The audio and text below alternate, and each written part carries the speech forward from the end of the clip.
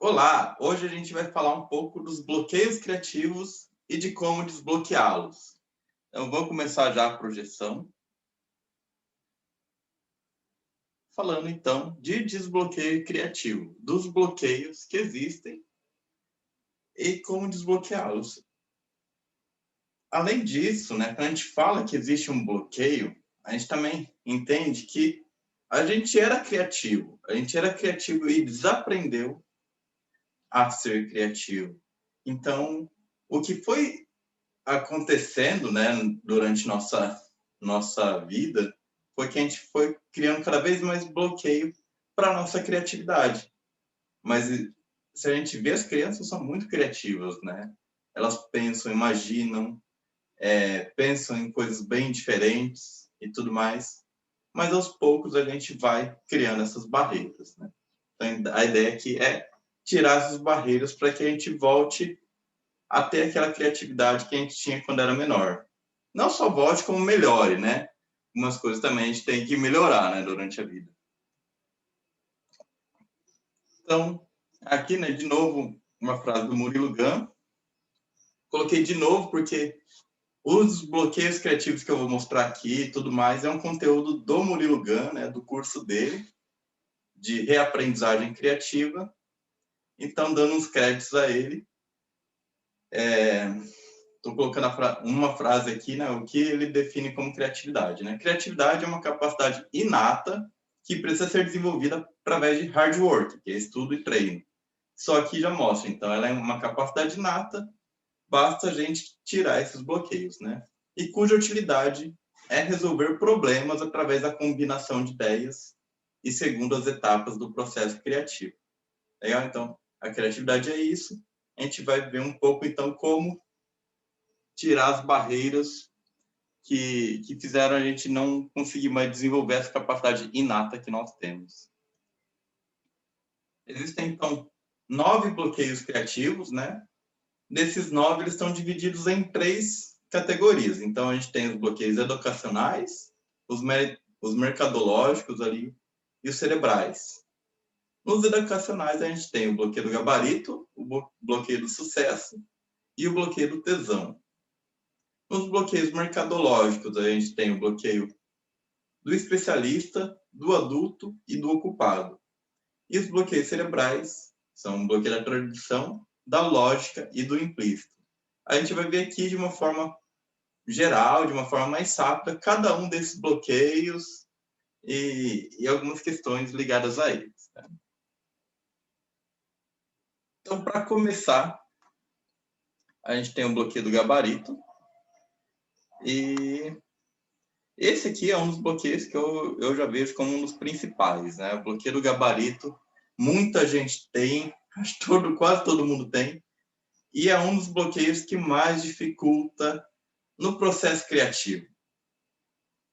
Por quê? Né? Vamos começar a contextualizar. O bloqueio criativo ele surge desde que a gente é muito novo e começa a se intensificar na escola. Então, a gente sempre aprende, a gente vai aprendendo sempre que existe uma resposta certa para as coisas. Eu, como professor, me incomoda até isso, né? Eu vejo muita gente assim, você está dando aula, o aluno não está prestando atenção na ideia, na construção do problema, na lógica para resolver ele. Basicamente, a maioria dos alunos, eles já aprenderam, né? Desde muito cedo, né? Eu dou aula na faculdade, então, desde o primário e tudo mais, ele vai aprendendo que existe uma resposta certa. Então, para ele, mais importante é decorar a resposta certa que o professor dá, para depois ir na prova e passar aquela resposta certa na prova. Que é isso que define se ele é um bom ou um mau aluno, né? É saber responder corretamente na prova. Inclusive, falando nisso de bom aluno, aqueles alunos que são tidos como superdotados, geralmente, aquelas crianças que são, né, desde pequenas, elas são vistas como super inteligentes e tal, geralmente elas não alcançam um nível tão alto assim, né? Geralmente elas não viram Nobel, elas não viram Nobel nem nada assim.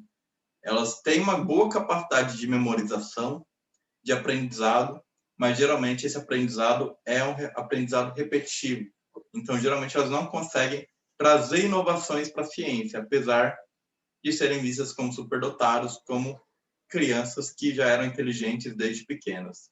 Então, esse é um ponto bem interessante, né? Não é porque eu sei decorar muito bem as coisas que eu sou, de fato, né, uma pessoa criativa. Então, o bloqueio criativo, ele vem disso, dessa nossa trajetória, principalmente na escola, que a gente aprende que existe uma resposta certa, eu preciso decorar essa resposta certa e colocar ela lá. E não é assim. Na vida, o que acontece é que muitas vezes a pergunta, né, o que foi ensinado na escola, não é exatamente assim que ela se apresenta na realidade. Tem um modelo que classifica os problemas, né, em vários tipos. Então, ele classifica problemas simples, problemas complicados, problemas complexos e problemas caóticos. O problema simples é simples, né? É uma coisa que praticamente todo mundo sabe, não precisa nem ter um conhecimento especializado. O conhecimento complicado é um conhecimento que eu preciso de mais educação. E o sistema de ensino ele foi feito basicamente para a gente resolver problema complicado. Ou seja, o problema ele não é tão simples, ele precisa de um conhecimento, estudo maior, mas basicamente basta eu aprender a ler o manual, vamos dizer assim, um manual super complexo, complexo não, super grande, complicado de ler, mas eu entendendo o manual eu faço igual e consigo resolver o problema. Só que o mundo hoje lida com muito problema complexo, e problema complexo eu não consigo só fazer o sistema de entender um problema complicado, entender todo o manual e colocar ele em prática depois. Não, um problema complexo ele envolve muitas variáveis diferentes. E essas múltiplas variáveis faz com que o problema que a gente encontra na realidade não tenha a ver com o problema que a gente estudou antes. Então, a gente precisa aprender, é como assim, na matemática, eu preciso aprender a montar a fórmula. Né? O mundo, um problema complicado já vem com a fórmula pronta. Basicamente, basta eu descobrir a fórmula e aplicar. Um problema complexo, eu preciso estudar, eu preciso entender essa fórmula. Eu preciso, na verdade, montar uma fórmula, né? Então, as coisas não é nenhuma coisa que já vi antes, eu tenho que ir montando o quebra-cabeça para ver como que eu resolvo. Com base nisso, se essas coisas não existiam antes, não existe uma resposta certa, a gente está aprendendo. Né? Então, assim, bloqueio do gabarito, vamos lá, lições erradas aqui. Cada problema só tem uma resposta, uma lição totalmente errada que a gente aprende. As respostas foram previamente definidas, né? Já tem um gabarito lá, basta eu acertar o que já tinha sido definido antes. E ao encontrar a primeira resposta certa, eu paro de procurar. Então, achei a resposta, beleza, acertei o gabarito, tá bom. São lições erradas, né? Então, assim, para a gente aprender, para a gente trabalhar de uma forma criativa, lidando com um problema complexo, eu preciso entender primeiro que todo problema tem mais de uma resposta. Ainda é um problema que ele é muito novo para a gente saber exatamente qual que é o One Best Way lá do Taylor, do Ford. Então, assim, eu não consigo saber exatamente qual que é a melhor fórmula. Não, a gente vai testando. A gente vai testando, então a gente tem várias respostas. Até a gente conseguir, quem sabe um dia, encontrar uma que seja a perfeita. Será que vai existir? Né? Com a mudança tão rápida do mundo, uma resposta perfeita hoje muda rápido, né? A resposta. Sempre existem mais respostas além das previamente definidas. E também, o terceiro ponto, continue procurando, mesmo depois de ter encontrado a primeira resposta certa. Às vezes, a primeira resposta certa não é a melhor resposta. Foi só a primeira. Então, existem outras. Eu vejo muito disso, né? Eu participo de alguns grupos de empreendedorismo e tal. Inclusive, ontem aconteceu comigo, né? Uma empreendedora lá veio relatando de um problema que ela tentou criar parceria com alguém, só que essa pessoa ela já colocou um custo muito alto para ela, não sei o quê. E dava para ver muito muito claramente que ela estava com bloqueio do gabarito, ela não conseguia pensar em alternativas para resolver o problema dela. Parece que assim, era só aquilo, era daquele jeito, com aquele custo, e ela tinha que seguir em frente com aquilo. Pô, será que ela precisava mesmo seguir aqueles padrões? Será que ela não podia pensar, renegociar com um parceiro, rever os termos, lançar um produto diferente que vai ter um custo diferente? Será que a gente precisa sempre seguir o gabarito? Será? Então, esse é um ponto importante. E o desbloqueio, né? O Murilo Gun, no curso dele, toda vez ele coloca um desbloqueio, né? Ele fala, não se contente com a primeira resposta certa. Então, achou uma resposta, procura outras. Inclusive, vi o relato de um empresário que falou que na empresa dele era assim, ele começou a adotar isso. Então, assim, tinha um problema, alguém dava uma resposta. Ele falava, legal, agora vamos procurar mais, que né, essa primeira resposta correta não é o bastante. Vamos procurar mais, que tem como a gente descobrir uma resposta melhor ainda. Então, isso é bem, bem interessante, né? Procure outras respostas, não se contente com gabarito, não se contente com essa primeira resposta, com o que era o padrão, né? A gente precisa pesquisar muito mais, a gente não tem mais certeza de nada, né? Bloqueio do sucesso é o bloqueio que a gente tem de não poder errar. É um bloqueio do medo do erro. Na verdade, esse é o termo, né, mais entendível. É um bloqueio do erro de errar. E também eu vejo muito isso acontecendo. Muito mesmo. O bloqueio do sucesso, aqui ele vai mostrar para a gente como as pessoas têm uma dificuldade de lidar com as metodologias ágeis que tanto se fala hoje. Então, quando a gente fala de design thinking, de Scrum, da experimentação, prototipação, tem muito a ver com isso. Com várias pessoas eu sugiro de criar um protótipo, criar alguma coisa, algum teste primeiro para depois refinar, criar um produto mais definitivo. E muitas vezes as pessoas têm um bloqueio e sentem que ela precisa fazer o produto perfeito da primeira vez. Então, assim, vamos pensar, eu mesmo no meu TCC, eu fiz meu TCC, escrevi ele uma vez, mas eu fiz assim, sabendo que ele ia ficar mais ou menos. Por um tempo, eu fiz uma coisa que quase ninguém faria. Eu meio que reescrevi, comecei a escrever do zero, né? Mas assim, não é totalmente do zero, né? Então, eu criei as coisas, fui montando um quebra-cabeça, foi meu protótipo, para depois eu refinar ele e montar uma versão final. Então, assim, um erro que a gente tem é de sentir que precisa fazer as coisas perfeitas da primeira vez. O ponto principal é assim, crie rascunhos, crie protótipos, experimentos, as coisas não precisam ficar boas da primeira vez. Legal? Esse é um ponto fundamental. É um ponto também que mexe muito quando a gente aprende empreendedorismo na faculdade, né? O empreendedorismo que a gente aprende na faculdade geralmente é desconexo do empreendedorismo que a gente aprende no mercado.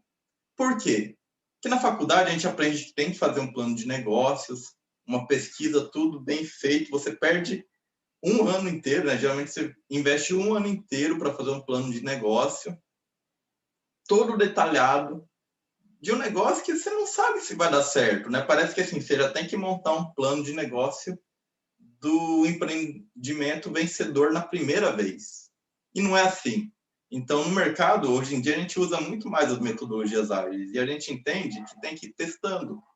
Você começa um negócio pequeno, testa, vê se as pessoas estão gostando, se não estão, se estão, o que está dando certo eu invisto mais, o que estiver dando errado eu invisto menos ou eu paro de investir, e assim eu vou construindo o meu negócio. Então, hoje em dia, a gente está ligado muito mais nisso, de que eu não preciso acertar na primeira vez. Eu posso ir testando, eu posso criar protótipos que vai ficar ruim na primeira vez? Pode ser que fique, às vezes fica bom até na primeira, mas pode ser que ficar ruim na primeira? Pode. É provável que vai ficar ruim na primeira? É provável.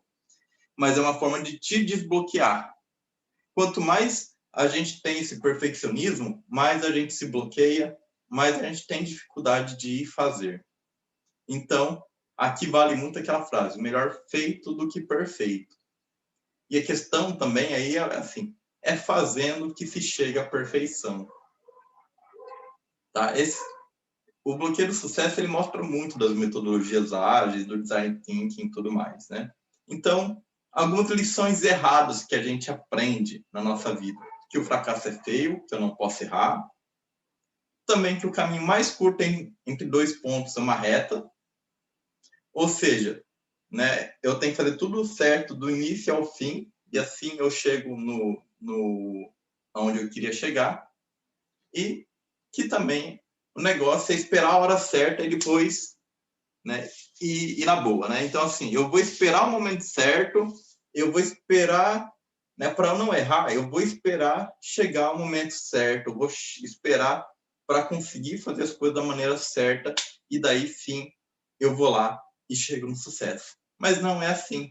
A reaprendizagem então mostra que o fracasso é bonito, o caminho tortuoso pode ser o melhor, ou seja, de vez de eu fazer perfeito, né, o caminho mais curto, uma reta, não, a gente pode fazer um caminho tortuoso e ele chegar mais rápido no sucesso do que as outras metodologias. Inclusive, o livro do Scrum fala, né? Faça o dobro na metade do tempo.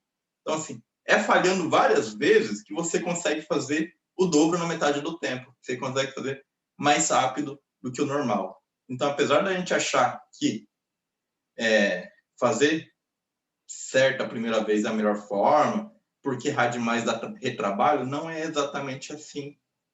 A teoria da aprendizagem organizacional fala, inclusive, né? Acho que não só da aprendizagem organizacional, mas da aprendizagem como um todo.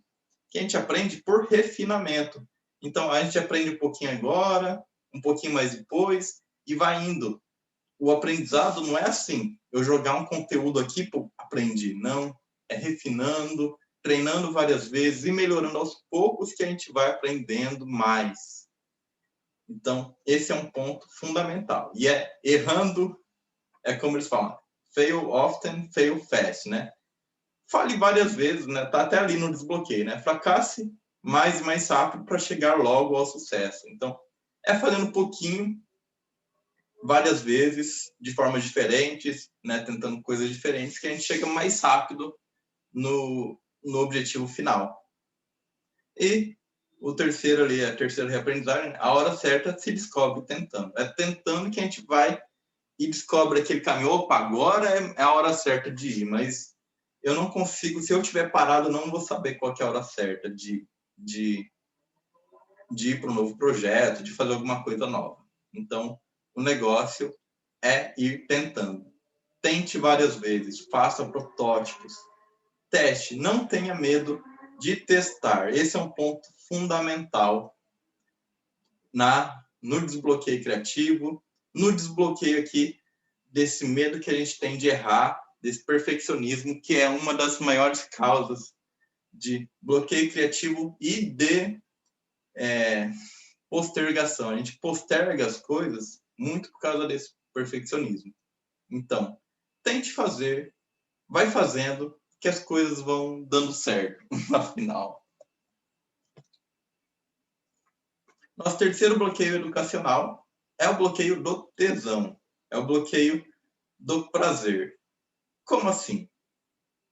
A gente aprende também que o trabalho, a gente acaba aprendendo, né? Todo mundo fala assim, o trabalho é chato mesmo, tá? Então, assim, vai lá, trabalha, cumpre suas 40 horas, geralmente, né? Na semana, e fim de semana, daí você se diverte. Aí você pode descansar, pode se animar com as coisas, né? Ter uma alegria no que está fazendo. Então, assim, a gente aprende nessa primeira lição errada de que o trabalho e o prazer estão separados, eles têm que ser separados. Né? A gente aprende, então, que o tempo passa mais rápido no fim de semana, que no fim de semana a gente pode se divertir e durante o trabalho não. E o terceiro ali, trabalho sem prazer e se aposente depois. Os três ali, as três lições aprendidas erradas, as lições erradas que a gente aprende durante o caminho, mostram isso, que a gente aprendeu a trabalhar sem prazer. A gente aprendeu a trabalhar sem vontade. Isso é terrível. Tanto que as teorias atuais de administração, elas focam mais na motivação, né? Elas entenderam que ter um trabalhador que não tem ânimo para trabalhar é muito ruim. Realmente é improdutivo. Até a própria empresa perde com isso. Enquanto a empresa achava que era só o trabalhador que tinha uma vida ruim e tal, não era tão importante. Agora que ficou claro que isso interfere na produtividade, isso começa a ganhar mais relevância, né?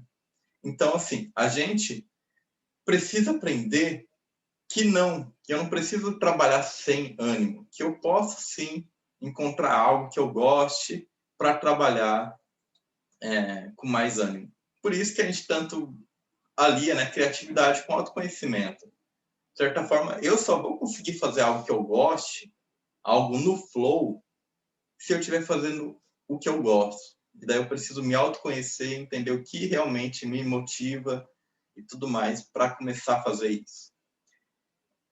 Falei do flow, né? Então aqui o bloqueio do tesão, uma das formas principais da gente desbloquear é entrando no flow.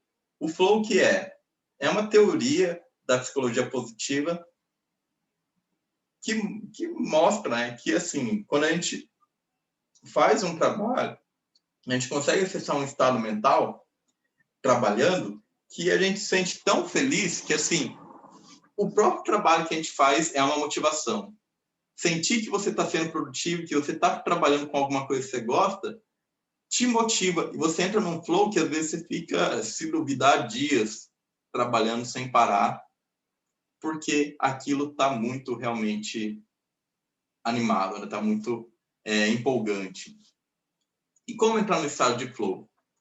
A teoria diz que, assim, quando eu tenho uma habilidade menor do que o meu desafio, eu começo a entrar em ansiedade. Então, assim, eu tenho um trabalho para fazer muito complexo e eu não sei fazer ele. Eu vou começar a ficar ansioso, porque eu sinto que eu não tenho, né? Eu não consigo fazer ele.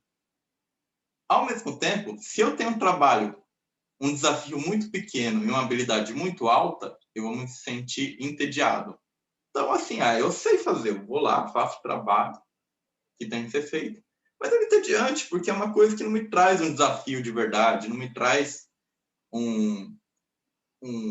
algo que vai me empolgar de verdade, né?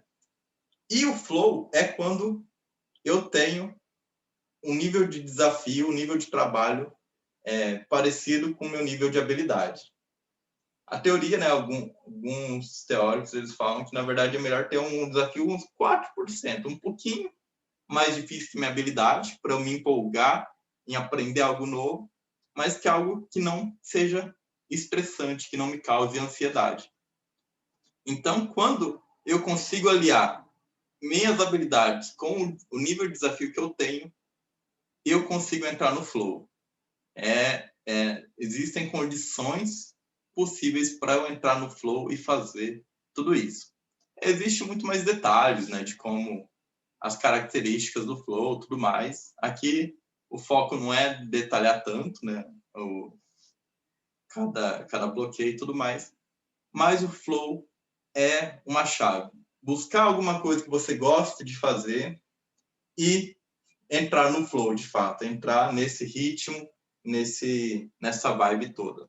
Então, a reaprendizagem trabalho e prazer podem andar juntos, o tempo passa rápido quando a gente está no flow, e trabalhe com prazer e nunca se aposente, né? Então, assim, quando você está trabalhando com prazer, né, não existe a necessidade de querer se aposentar, se você está fazendo o que gosta. É claro, gente, a gente está falando aqui de um trabalho criativo, de um trabalho que não é todo mundo que consegue, mas a ideia aqui é trabalhar com criatividade, né? Então, quando a gente trabalha com criatividade, fazendo o que gosta de verdade, a gente vai entrando nesse caminho. A gente sabe que não é o caminho que todos podem, né? Não, nem todos têm condições, mas é o foco aqui do nosso curso de criatividade. E o desbloqueio então, faça coisas que te façam entrar no flow. busque coisas que você se sente feliz, você se sente realmente animado de trabalhar com aquilo. Esse é o foco. Indo agora para os bloqueios mercadológicos, a gente tem o bloqueio do especialista.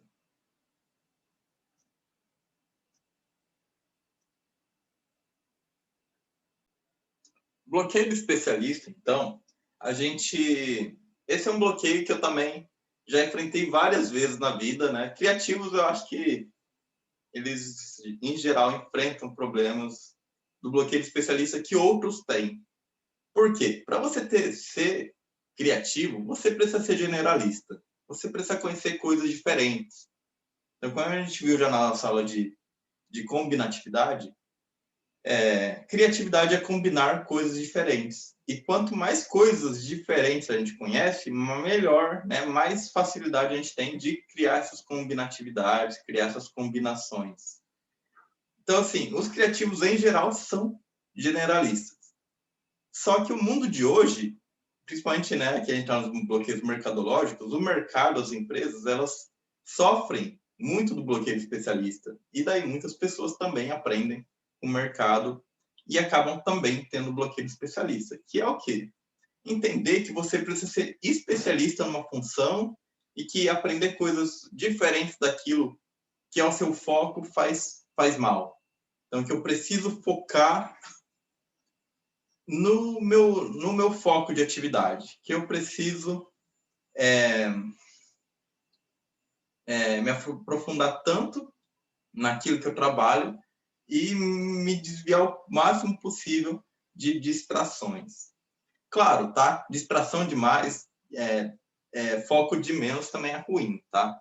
Mas o problema é criar essa proibição de que eu não posso estudar coisas para além daquilo que eu trabalho. Né? Que é ruim, por exemplo, eu trabalhar em funções diferentes da minha vida, que é ruim eu aprender sobre áreas diferentes. Né? Eu, como professor mesmo, eu já dei disciplina de várias áreas diferentes. E eu vejo, por exemplo, como áreas que não têm nada a ver, como, na verdade, elas têm a ver, né? Como dá para tirar aprendizado de uma para outra, como dá para contribuir, né? De um lugar para o outro. Então, isso aí, na verdade, eu vejo assim na prática como é importante a gente ter essa visão geral e aprender a trazer, né, contribuições de uma área para outra.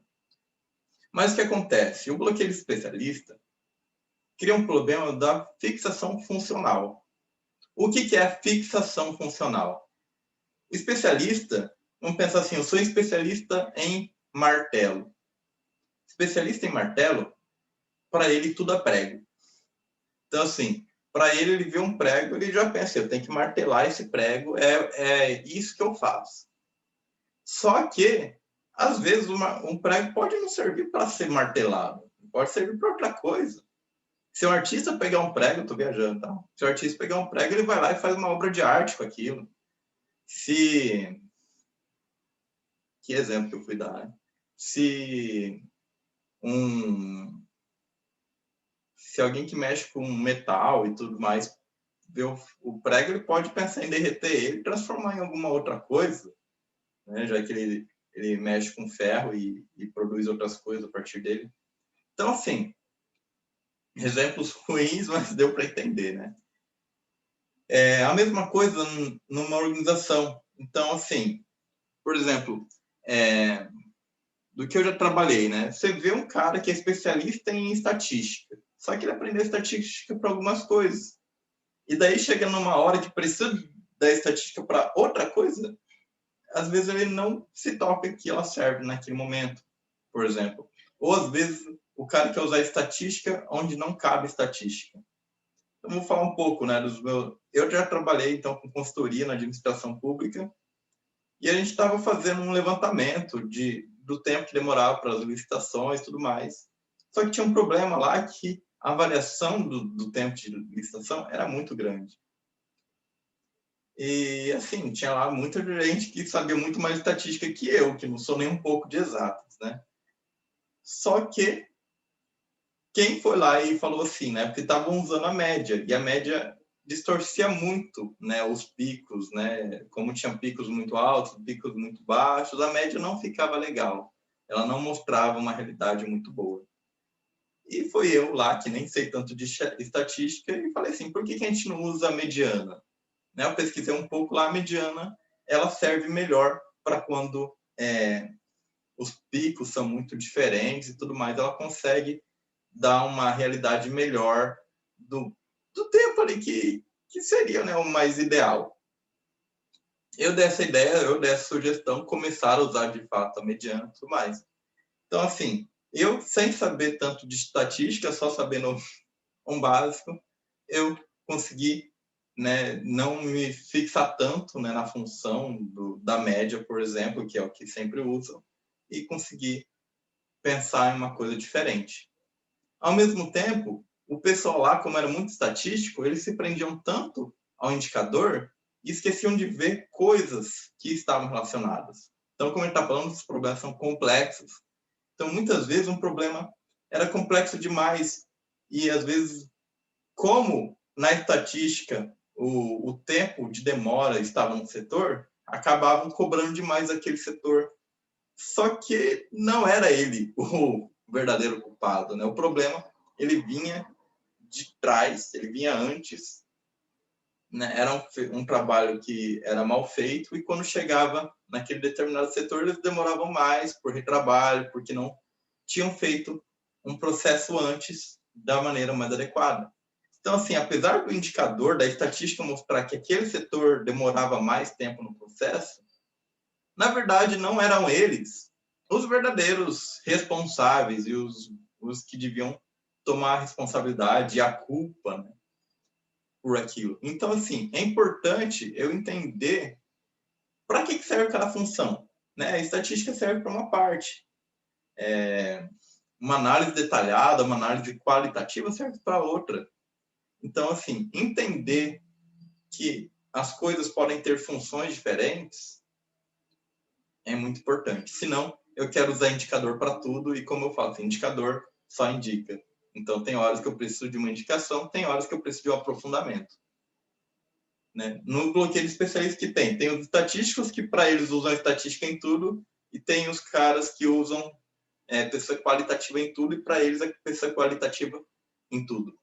Não é assim. Né? Então, eu preciso me libertar desse bloqueio funcional, de entender que né, de não ver a função daquela coisa para outras coisas também e de não entender que nem tudo que eu faço serve para tudo. Isso daí cria também o bloqueio profissional. Né? Então, fixação, né? Tô falando, fixação funcional e a fixação profissional, que é algo que eu sofri muito também. Né? Então, a fixação profissional é entender que só o especialista naquela área pode opinar naquela área. Como assim? Eu trabalhava, por exemplo, numa ONG, né? Tudo no setor, tudo girando no setor público. Uma ONG que a gente analisava licitações e eu via o valor que eles davam para os advogados. Era um valor absurdo, exagerado.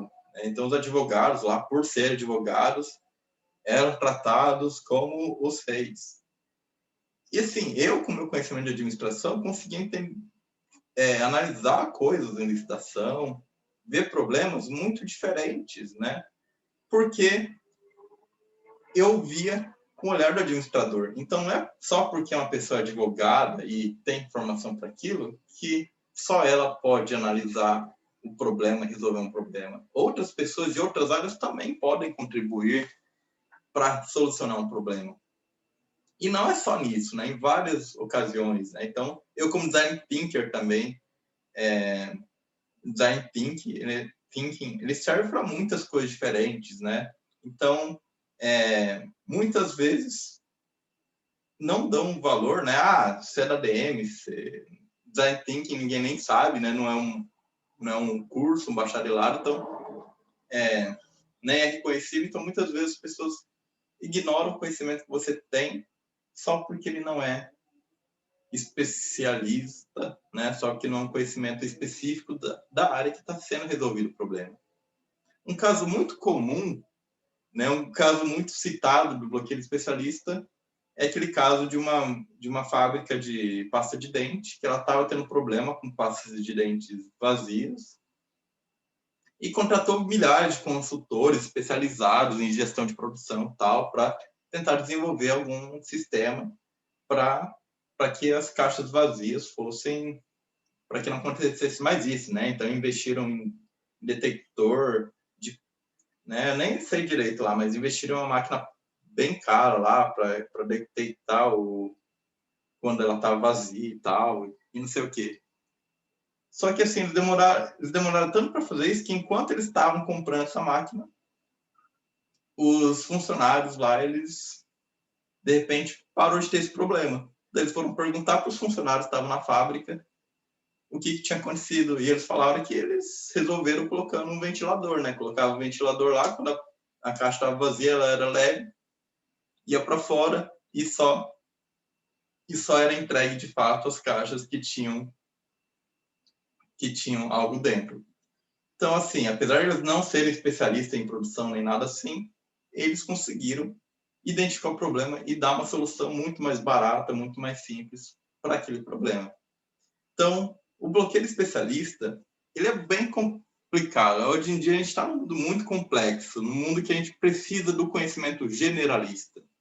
E viver nesse bloqueio de só especialistas é bem complicado mesmo, para quando a gente está falando de criatividade. E nessa nossa abordagem, né, de metodologias ágeis, design thinking e tudo mais, a gente fala muito também do profissional T. O que é o profissional em forma de T? Ele tem, sim, uma especialidade, né? Então, eu sou administrador, outro advogado, outro engenheiro, cada um tem sua especialidade, mas eles também têm a generalização aqui. Então, eles também precisam ser generalistas até para conversar com os outros. Isso é um problema que muitas empresas enfrentam, né? Os funcionários não conversam bem um com o outro, cada especialidade não entende muito a especialidade do outro, e isso cria um problema enorme. Então, assim, o bloqueio especialista, ele traz muitos problemas, né? Eu vejo muito isso. Na administração pública, que é uma das minhas áreas, né, eu vejo isso acontecendo. Para mim, muitos dos problemas do sistema de justiça são problemas de gestão, não são problemas jurídicos, né? Então, assim, querer que o advogado, o bacharel em direito, né, alguém da área de direito, resolva um problema jurídico, mas que na verdade é um problema de gestão, é um bloqueio do especialista, né? Você tá chamando o especialista errado, inclusive. E muitas vezes, mesmo se você chamar o administrador, ele pode não entender, que ele pode ser especialista em administração. Então, eu precisaria de um cara que pelo menos entende de gestão e entende de direito. Então, hoje em dia, a gente, cada vez mais a gente precisa de pessoas que entendam e conversem em áreas diferentes. Então, vamos lá, as lições erradas que a gente aprendeu no mercado, nas empresas que a gente trabalha, é o quê? Seja especialista numa área e evite distrações de outras áreas. Evite criar perguntas e utilize os questionários prontos. Utilize aquilo lá que já é da sua especialidade. Não fica perguntando demais, não. Pô, isso aí nem é da nossa área. Né? Não fique criando pergunta. E um problema de uma área precisa ser resolvido por um especialista dessa área. Como a gente viu, são lições erradas. E a gente precisa reaprender isso com que seja especialista e generalista ao mesmo tempo. Seja um profissional T. Crie novas perguntas e questione. Questionar sempre. Quem me conhece sabe. Né? O porquê é muito importante. Questionar sempre. Questione sempre, porque essa é a chave não só da inovação, mas para a resolução de problema em geral. Né? A gente só consegue resolver um problema perguntando por quê. E problemas de uma área podem ser resolvidos com a ajuda de pessoas criativas, mesmo que sejam de outras áreas. Inclusive, lembrei agora, né, a IDEO, que foi a que criou o Design Thinking, né, eles falam que eles não são especialistas de uma área, eles são especialistas na metodologia que eles criaram. Então, eles são especialistas em Design Thinking. E é uma metodologia de resolução de problemas. Então, seja na saúde, seja no varejo, seja no direito ou qualquer área, eles conseguem resolver o problema, porque eles sabem a metodologia de resolver problemas. Eles têm a metodologia criativa e generalista para isso. Isso é muito interessante, né? A gente vai ver um pouco mais de design thinking mais para frente. E o desbloquear, então, aqui o que o Murilo Gun colocou, né? Ser especialista que lê capricho. Eu colocaria ser especialista curioso. Um especialista que quer saber das outras áreas e vai aprendendo sobre as outras e consegue criar todo esse diálogo. Tá? Aqui no caso ler capricho, porque é uma coisa totalmente nada a ver, né, com a tua área, mas mesmo estando em universos totalmente diferentes, isso pode trazer inspirações para o seu problema, né? Para resolver o seu problema. Bloqueio do adulto. O bloqueio do adulto, ele é bem sim, bem fácil, né, de falar, mas é um bloqueio também muito comum nas organizações, que é o problema da gente querer ser realmente assim, adulto demais, profissional demais, fazer as coisas de uma forma muito séria. E assim, não é fazendo as coisas de forma séria que as coisas vão ser melhores feitas, com mais qualidade. Não é porque a gente se diverte, né, como a gente viu ali no bloqueio do tesão, não é porque a gente se diverte no trabalho que a gente não está fazendo trabalho de qualidade. Uma vez na ONG que eu já fui presidente, né, eu era presidente da ONG e tal, uma vez chegou um dos membros da ONG e me mandou uma mensagem uma vez que eu achei muito legal, né? Ele falou assim: eu achava muito estranho, né? Você sempre fazendo muita piada durante as reuniões, né? Rindo muito, assim, e achava que você levava aquilo muito na brincadeira. Mas depois eu entendi que você faz isso com tanto gosto e é tanto, né? Você faz aquilo com tanto amor, tanta paixão, que você se diverte de fato fazendo o que faz. Então ele entendeu que de fato eu não fazia, eu não, eu não deixava de fazer as coisas com seriedade. A diferença é que eu gostava do que eu fazia. Então eu podia rir e me divertir com aquilo. Então assim, o problema que a gente tem mesmo com o bloqueio do adulto é esse, um bloqueio de querer as coisas sérias demais. E quando a gente é sério demais, muitas vezes a gente deixa que a criatividade não surja. Como a gente falou, a criatividade, as crianças são criativas. E o adulto não, né? O adulto é muito sério. Então, assim, se a gente não deixa a criança falar, a criatividade não surge.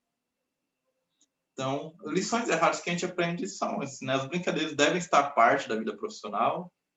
Tem coisas que não podem ou devem ser misturadas, combinadas. Também tem isso, né? Não pode misturar piada com trabalho, não pode.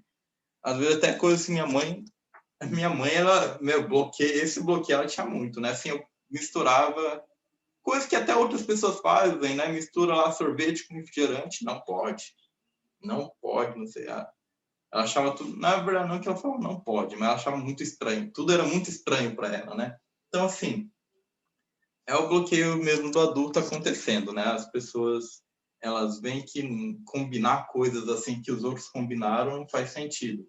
Eu, né, tentando combinar criatividade com a administração pública, não. Então, são bloqueios que existem, são bloqueios aí que dificultam, né, das coisas acontecerem.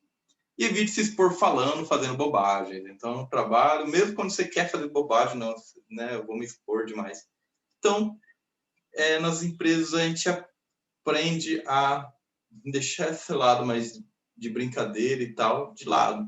Só que qual que é o problema? Muitas empresas, inclusive, elas fazem teste com criança para ver como que as crianças lidam com um problema ou lidam com alguma coisa para ver como que elas resolvem aquilo. Inclusive, eu acho, no livro do Design Thinking, do Tim Brown, e também, se eu não me engano, no livro Originais, do Adam Grant, nos dois eles falam de testes feitos com crianças, né?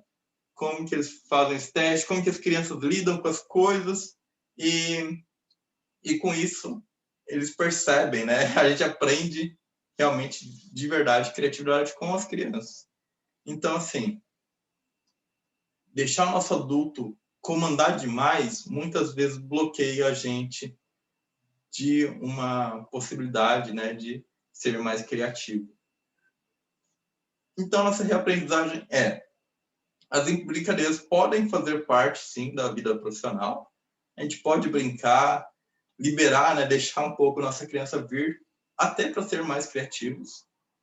E isso, de fato, né, eu na minha ONG lá, eu trabalhava dessa forma mais livre e não era algo realmente sem compromisso, né? Mas a gente conseguia ter muitas ideias criativas de como trabalhar com algum projeto ou coisa assim. E isso era muito legal. Tudo pode, deve ser misturado ou combinado, tudo pode ou deve, né? Inclusive aqui, Murilo Gun, ele sugere até de fazer umas combinações absurdas mesmo. Que às vezes, até com absurdo, a gente consegue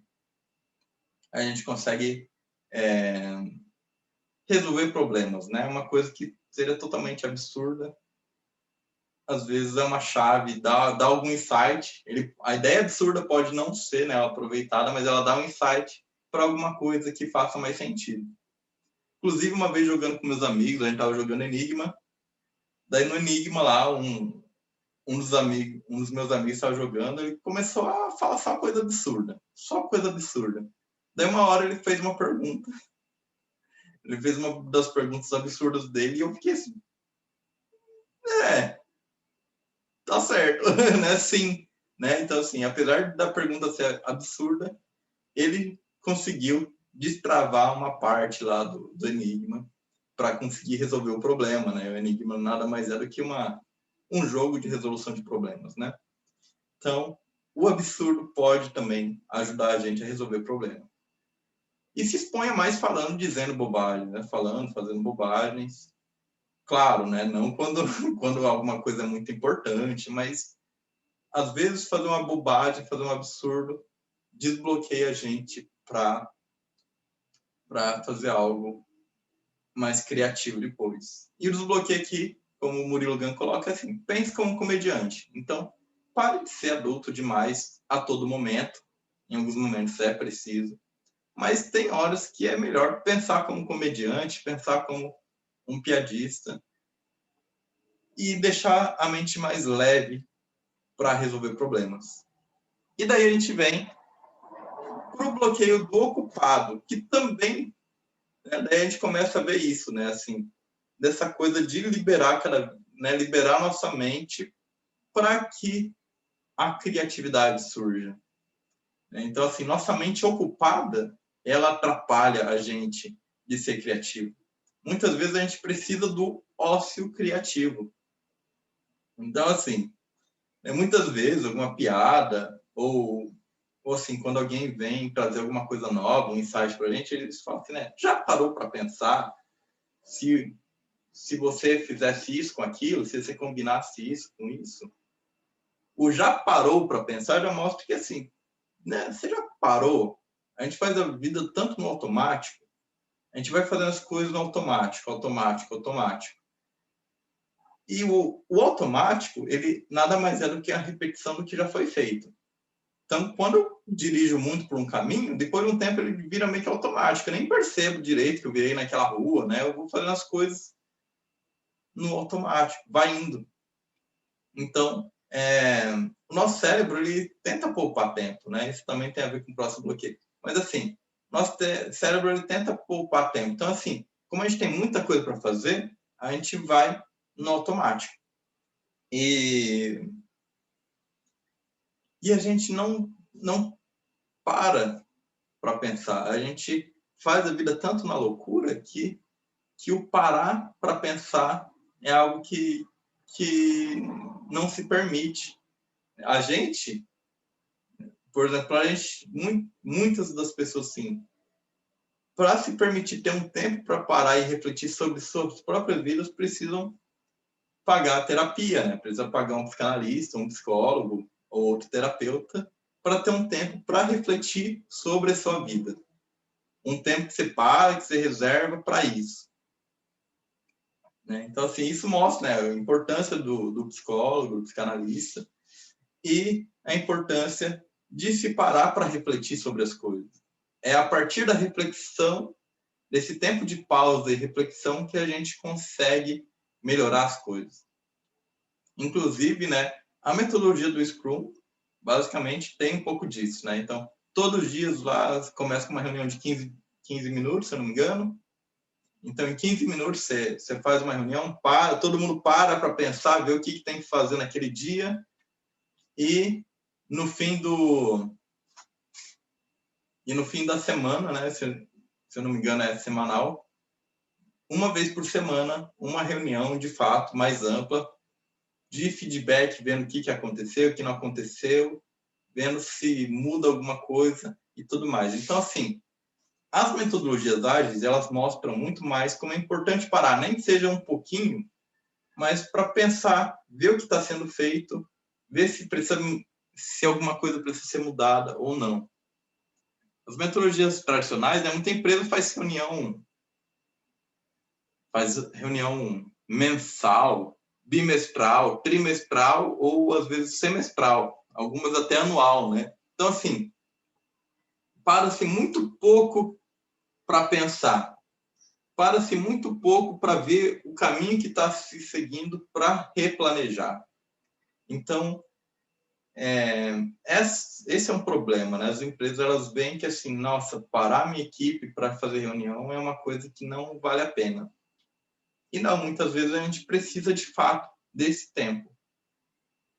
Inclusive na meditação também, né? A meditação é um tempo que a gente para nossa mente de pensar um pouco, e é quando a gente para nossa mente que a criatividade surge, né? Muitos indicam a meditação como uma ferramenta de criatividade, por conta disso, né? A gente para nossa mente e daí ela consegue criar muito mais.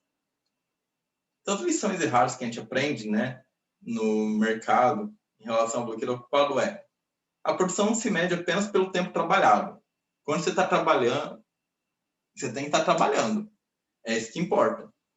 Parar para pensar é perda de tempo, e a pressão apenas atrapalha a criatividade. Lembrei de mais 2 pontos importantes. Quando a gente para também para pensar, a gente tem mais possibilidade de gerar insights.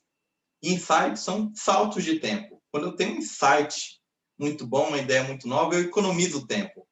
Uma coisa que, né, eu estou trabalhando ali né, sem parar, vamos supor. Uma hora que eu pararia, ou um dia que seja, que eu pararia para pensar, refletir e surgisse um insight, uma ideia nova, provavelmente essa ideia nova, ela me pouparia muito mais que o dia que eu parei, né? O dia que eu fiquei parado no trabalho. Então, assim, parar para pensar não é perda de tempo. Muitas vezes, os insights gerados, eles economizam muito tempo. Por isso que as empresas inovadoras e criativas, elas estão na frente, né? Porque elas vão criando insights e vão saltando horas e indo muito mais à frente que as outras, né? E o segundo ponto é que também, né, a gente está falando do bloqueio ocupado, da pressão, que é ruim, mas também é importante, né, aqui assim, é um porém, definir tempo também é importante. Então, assim, quando a gente está na fase divergente, quando a gente está pensando em novas possibilidades, é bom ter um tempo amplo, não ter uma pressão do tempo rolando.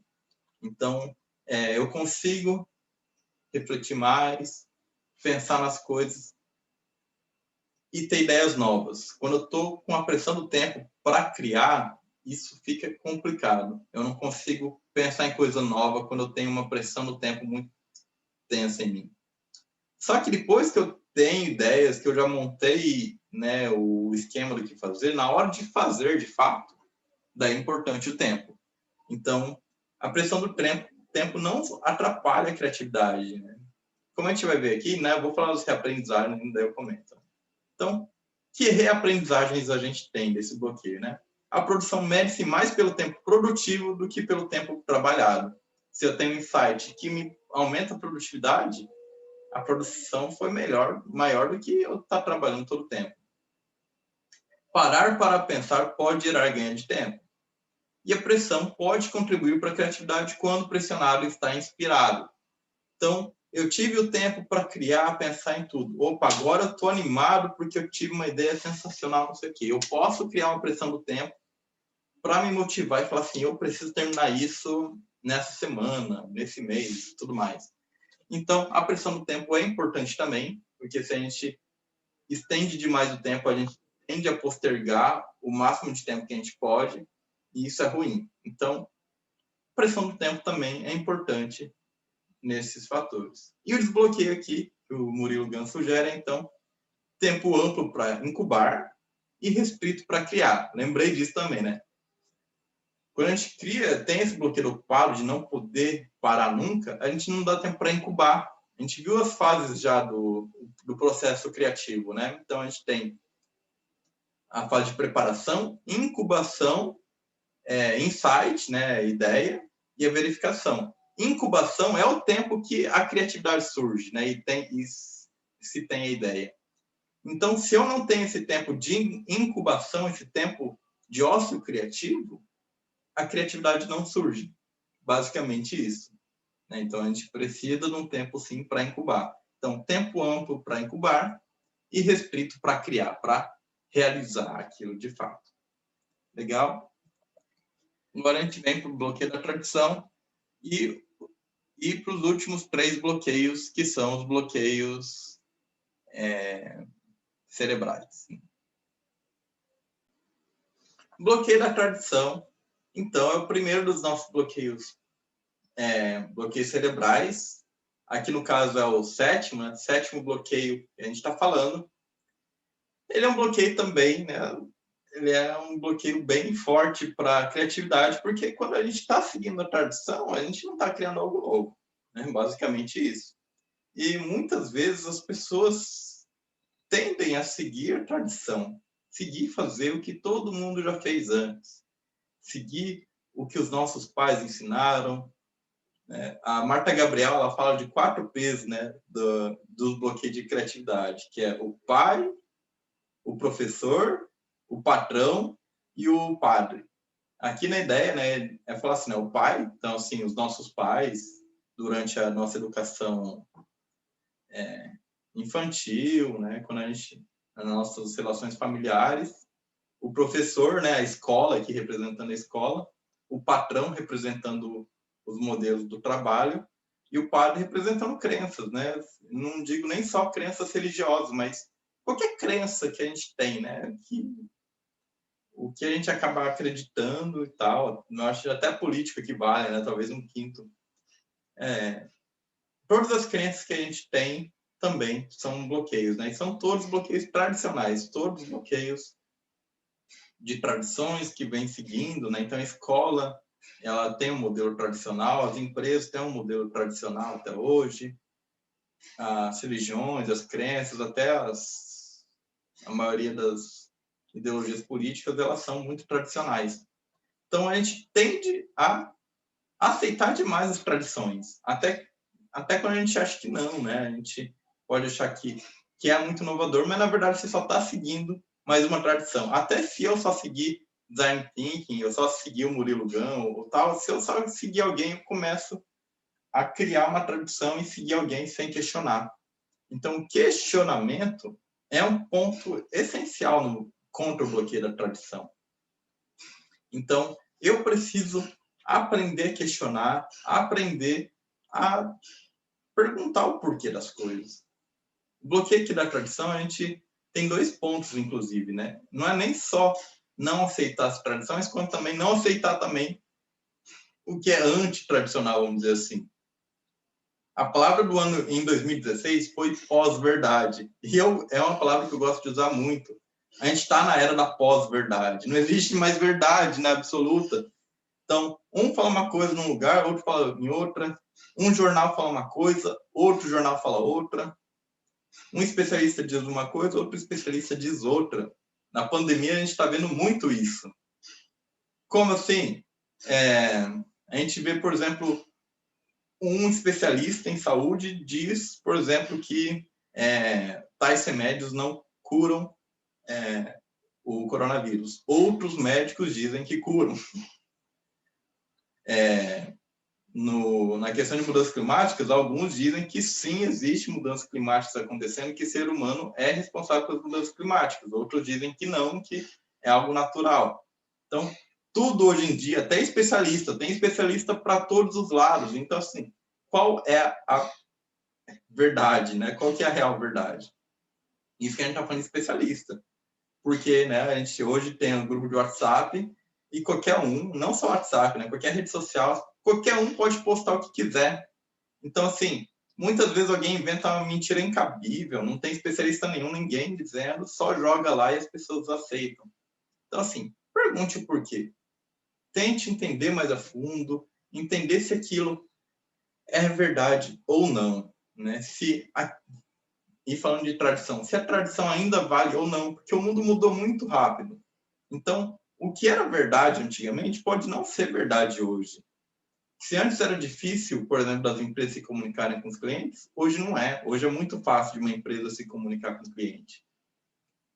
Se antes era muito caro fazer uma campanha de marketing, porque pagar TV, rádio nem tanto, né? Mas pagar principalmente TV, outdoor, essas coisas eram caras. Hoje nem tanto. Hoje você pode fazer um anúncio de R$ 5, se você quiser, nas redes sociais.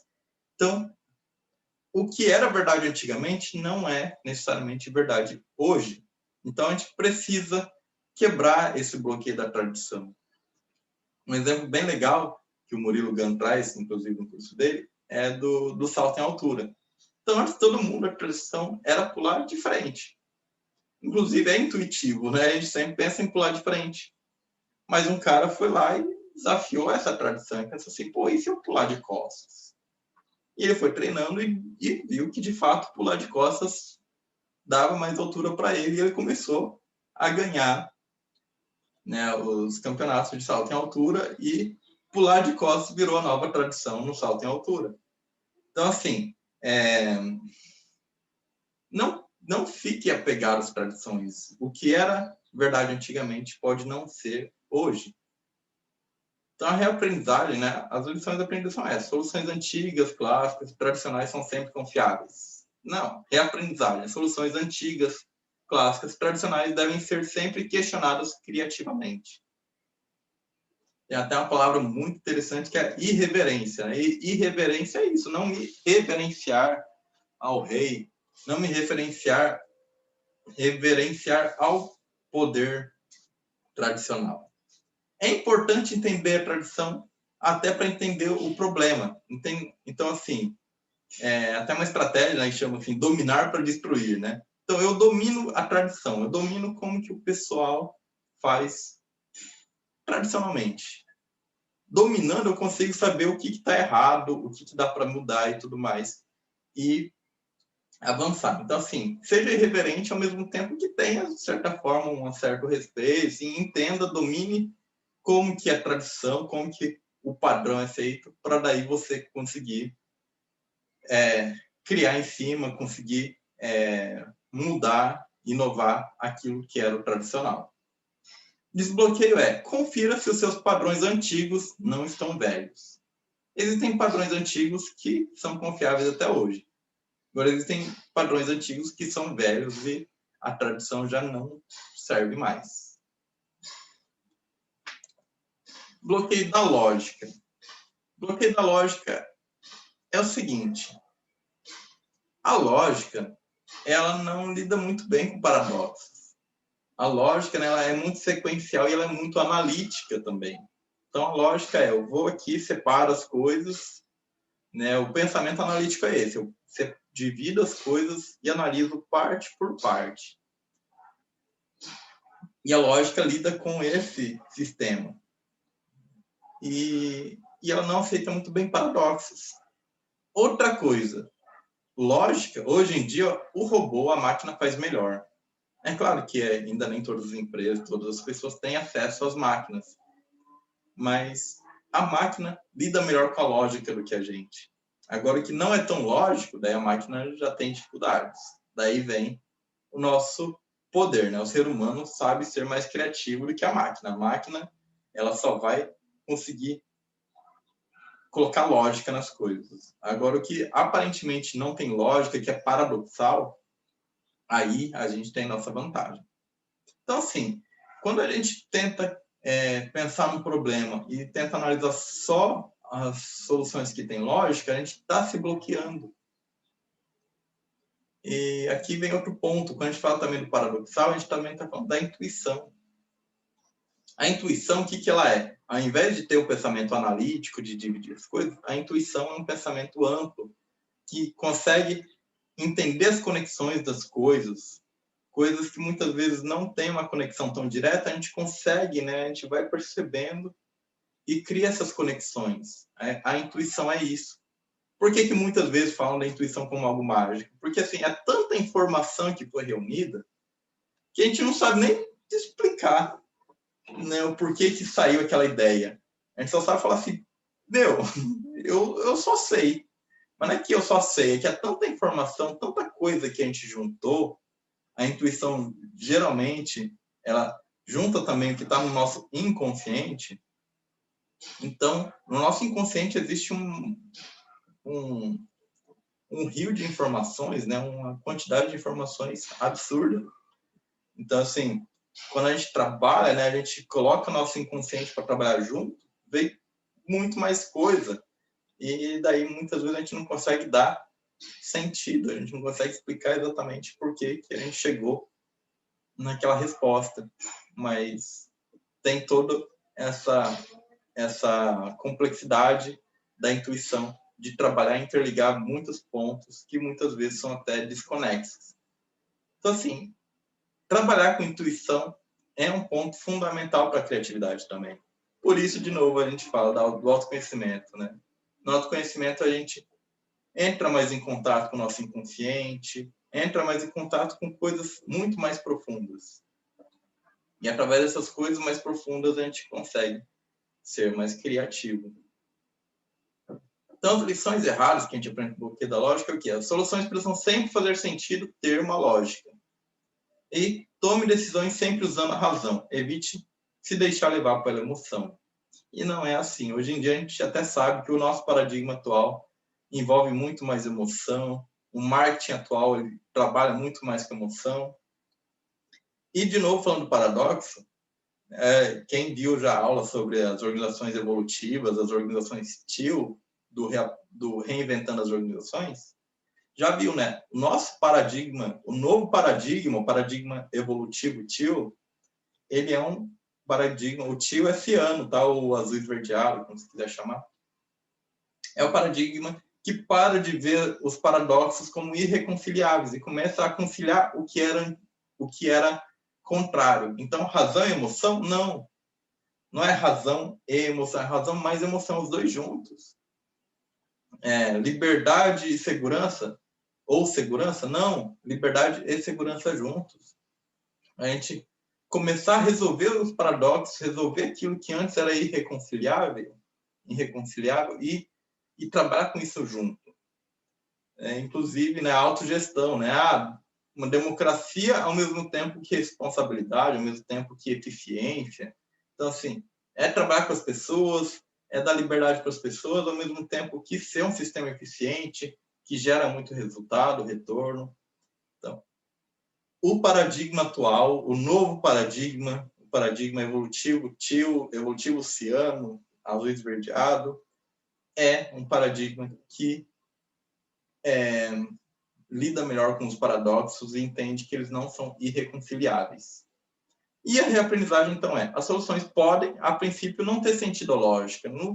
Eu posso pensar na solução sem lógica, a princípio sem lógica, e depois a gente começa a entender melhor, né, o caminho que a intuição fez. Ouça a sua intuição e combine com sua razão. Então, não deixe a intuição de lado e também não veja o paradoxo de intuição e razão. Os dois podem andar juntos. E o desbloqueio aceite o sem sentido e o sem lógica. O sem sentido e o sem lógica são importantes também para a criatividade. E o nosso último bloqueio é o bloqueio do implícito. O que é o bloqueio do implícito? Já vou falar da lição errada e a partir disso a gente vai explicar um pouco melhor. Lição errada pare de preencher as lacunas de um problema. Recorra aos seus padrões pessoais. Então, para preencher a lacuna de um problema, recorra aos seus padrões pessoais. Esse é um problema que a gente tem, né? Do subentendido, do implícito. Então, assim, existe um problema, eu já tenho um preconceito sobre ele. O bloqueio implícito é muito importante, que é um bloqueio ligado ao problema. Os outros bloqueios, a gente está falando meio que assim, do processo. O bloqueio implícito é quando a gente erra no entendimento do problema que a gente tem. Então, às vezes, a gente acha que o problema é daquele jeito e tudo mais. Por exemplo, um implícito que eu vejo que é um problema, às vezes, para a educação. Os alunos são desmotivados, os alunos são desinteressados. Opa! Aí é um preconceito. Já está implícito na sua cabeça de que eles são assim. E daí, com isso, a solução, né, acaba sendo a que sempre é. E se eu mudar esse implícito? E se eu mudar assim, os alunos estão desinteressados por conta do formato das aulas que são dadas? Né? Os alunos estão desinteressados por conta do contexto de vida deles. O ponto é, eu tenho que parar de pensar, né, no que está implícito, nos meus padrões pessoais e como eles moldam minha forma de ver o mundo e a forma como eu enxergo os problemas. Eu preciso, de fato, entender quais são os problemas de fato. Eu preciso pesquisar, entender de uma forma mais certeira qual que é o problema em questão. Então, eu achar que um problema é os alunos desmotivados é só um achismo, é só um preconceito, algo que está implícito na minha cabeça. Agora, quando eu tenho estudos que falam, isso acontece por causa disso aqui, isso por causa daquilo, aí já é um pouco melhor.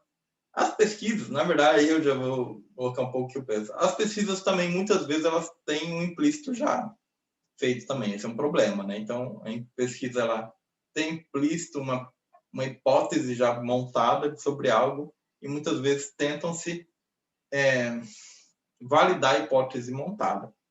Aí é um problema. Mas quando a pesquisa é feita de uma forma mais séria, buscando a verdade mais do que validar a hipótese, daí é algo interessante para a gente desbloquear esse implícito. Um exemplo também muito dado é o do elevador. Então, uma empresa lá tinha um problema, ela achava que o elevador era muito lento. Daí chegaram o pessoal, eu imagino que até o pessoal da Ideal, né, do Design Thinking, eles chegaram lá, começaram a analisar e viram que, na verdade, assim, o problema não é tanto a velocidade do elevador. O problema maior é o tédio. As pessoas ficam muito entediadas de esperar o elevador subir.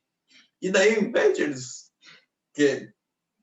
criaram uma solução muito cara de aumentar a velocidade do elevador, elas simplesmente colocaram um espelho nele. Com o espelho, as pessoas param um tempo, vê se está tudo ok, fica se olhando no espelho e o tempo passa mais rápido.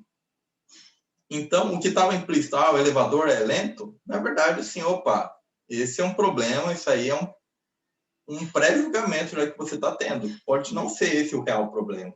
O real problema pode ser que as pessoas estão entediadas no elevador. Então, esse é um bloqueio muito interessante, a gente tem que ter muito cuidado, né? Qual é o real problema? Será que você não está tendo preconceitos e está pré-julgando as coisas para resolver um problema? Então, lembre-se, as lições erradas que a gente aprende aqui para a gente preencher as lacunas de um problema, preencher aquilo que a gente não sabe ainda, a gente recorre aos problemas, aos padrões pessoais que a gente tem. E a reaprendizagem é, para preencher as lacunas de um problema, aquilo que a gente não sabe ainda do problema, não recorra aos padrões pessoais. Pesquise, investigue o problema, vá atrás. Se não tiver pesquisa científica, vá atrás, comece a pesquisar, comece a experimentar, vivenciar aquilo. Ou como o Design Thinking fala, né? Tem empatia, né? Trabalhe em empatia, viva o problema do seu cliente e daí sim você consegue entender melhor aquilo que você ainda não entende. E o desbloqueio, então, tenha clareza sobre o problema. Tenha clareza sobre o problema. Não tente resolver ele, né, com tantos pré-julgamentos, com tantas ideias implícitas. Não. Tente ter uma clareza maior sobre ele. Então, a gente terminou aqui os nossos bloqueios criativos e como desbloqueá-los. De novo, a referência é o curso Reaprendizagem do Murilo Gun. Indico muito vocês a fazerem, é um curso muito interessante.